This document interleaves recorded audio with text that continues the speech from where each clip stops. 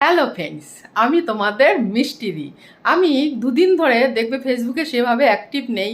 তোমরা নিশ্চয়ই জানো যে 4 তারিখে আমার অ্যানিভার্সারি ছিল, সেই জন্য আমি ফেসবুকে সেরমভাবে অ্যাক্টিভ নেই। আমি আমার অ্যানিভার্সারির কিছু ভিডিও ফেসবুকে পোস্ট করেছি, সেখানে এক দাদাভাই একটা কমেন্ট করেছে, কমেন্ট এখানে দিয়ে দিলাম, তোমরা দেখো। কমেন্টটা আমার মন ছুঁয়ে গেছে।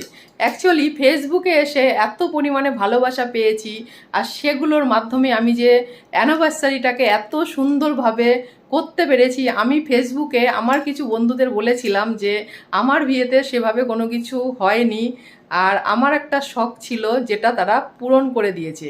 আমি তাদের শুধু বলেছিলাম, আমার শখের কথাটুকুনি শুধু জানিয়েছিলাম। আমার কিছু বন্ধু বলো, ভাই বলো, দিদি বলো, দাদা বলো, সবাই মিলে আমার সেই স্বপ্নটা পূরণ করার জন্য তারা আমার বাড়িতে এসে নিজেরা সেই স্বপ্নটা পূরণ করে দিয়ে গেছে। আর সেই ভিডিও তোমরা ফেসবুকে দেখেছো, আর আমি সেগুলোকে পোস্ট করেছি। মেন প্রোগ্রামটা এখনও পোস্ট করা বাকি আছে। আর সেটা পোস্ট করে যখন আমি সেখানে কমেন্টে লিখেছিলাম যে ফেসবুকে এসে আমার সার্থক হয়ে গেছে ফেসবুকে কাজ করা, সেখানে এই দাদাভাই কমেন্টটা করেছে। আজ ধন্যবাদটা শুধু এই সব ভাই বোন দাদা দিদিদের নয়, সকল ফেসবুক আমার 17 লক্ষ টোটাল ফলোয়ার সবাইকে।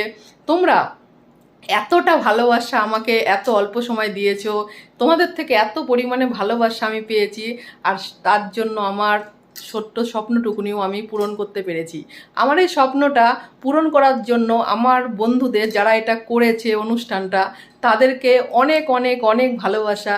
আমি যতটা আশা করিনি তার থেকে তোমরা অনেক বেশি আমার জন্য করে ফেলেছো। আমার এটা সারা জীবন মনে থাকবে আর অন্তরে গেঁথে থাকবে। আজ খুব খারাপ লাগছে যে আজ ওরা নেই, চলে গেছে। আমার সাথে সাথে আমার হাজবেন্ড, আমার ছেলে, সবারই সত্যি আজকে মনটা খুব খারাপ। ভিডিওটা বানাচ্ছে এই কারণে, এই দাদাভাই যে কমেন্টটা করেছে তাতে উনি বলেছে যে এই কমেন্টটা আমার দিল ছুঁয়ে গেছে, সেই কারণে আমার সকল ফেসবুক পরিবারকে আবারও থ্যাংক ইউ জানাচ্ছি যে এতটা ভালোবাসা দিয়ে আমার পাশে থাকার জন্য।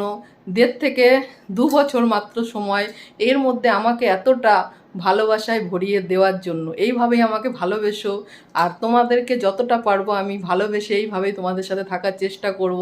কারণ জীবনে ওইটুকুনিই চাই, বাকি সবই আছে। ছিল না শুধু ভালোবাসাটুকু, যেটা তোমাদের থেকে প্রচুর প্রচুর পেয়েছি। কলকাতাতে এসে ভীষণ একা হয়ে গেছিলাম, কারণ আপন বলতে এখানে কেউই নেই। কিন্তু এখন এত পরিমাণে মানুষ আমার আপন, যেটাতে সত্যি মন ভরে যায়। আমি কিছু কিছু সময় নিজেকে গর্ববোধ করি যে ফেসবুকে না আসলে হয়তো বুঝতে পারতাম না যে আমার মধ্যে এই ট্যালেন্টটা ছিল মানুষকে এইভাবে বেঁধে রাখার। আর যেটার জন্য আমি আমার সব সময় সব কিছু দিয়ে চেষ্টা করব সবাইকে এইভাবেই বেঁধে রাখার। সবাই ভালো থেকো, সবাইকে অনেক অনেক অনেক